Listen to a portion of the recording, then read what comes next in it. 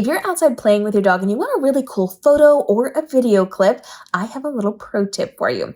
First, I want you to start playing with your dog, really engage with them, throw that toy around, have them chase you, you chase them, get a little bit of that initial energy out.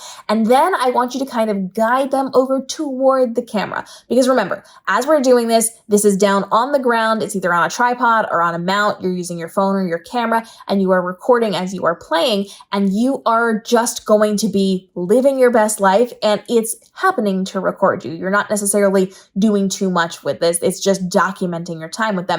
So you're going to guide them over toward the camera so you're not too far away from them.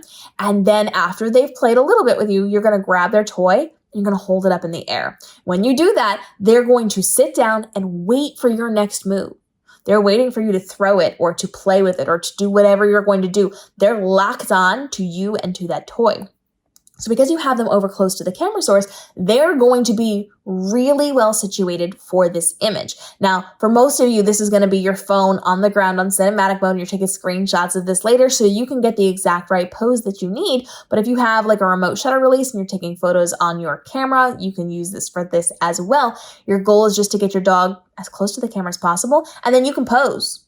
Pose however you need to. You can see I'm holding up her flirt pole in the air, and I just I'm stepping as I'm doing this, and I knew the sun was here. We've talked about this in other episodes. When you have the sun, if you're doing this in like early morning or late evening, and you set your camera up facing that sun, you will be in shadow. You don't have to worry about how you look if you don't have your makeup on, if your hair's not done the right way. So all you do is pose just a little bit, and the closer you are to the sun, the more it's just gonna wash you out. Like, look how great this photo is. She's looking at me, she's locked on.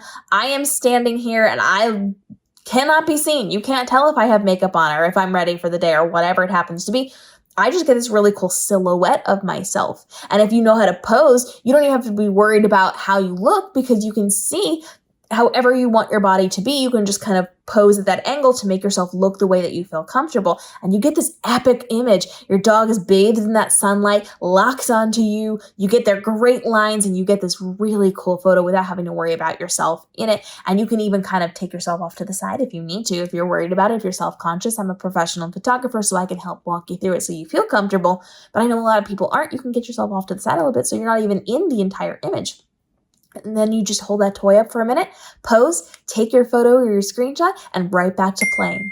You've engaged your dog, you've played with your dog, you've got a really great photo of your dog, and now you're right back to it. So this is a very easy way to get a cool I'm playing with my dog photo that you can then use however you need to inside of your documentation of your dog. We've got a full playlist on ideas for photos you can take with your dog and how to level them up. Again, I'm a professional photographer of many years, so I'm bringing you tips and tricks that you may not know as a non-professional, showing you how to do higher end professional level things without the professional training or the professional equipment. So follow along for the whole playlist, drop your questions down below, and let me know what types of photos do you want more tips on in our upcoming episodes.